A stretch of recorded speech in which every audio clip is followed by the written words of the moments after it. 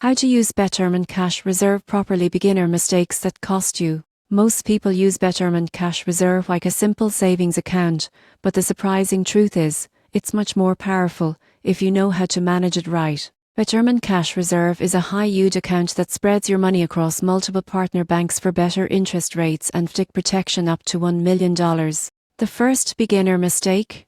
Treating it like checking. It's not built for daily spending. Every withdrawal takes a few business days, so keep your short-term cash separate. The next mistake is ignoring rate changes. Betterment updates interest rates regularly based on market conditions. By reviewing them monthly, you can track how your savings perform and ensure you're getting the best yield.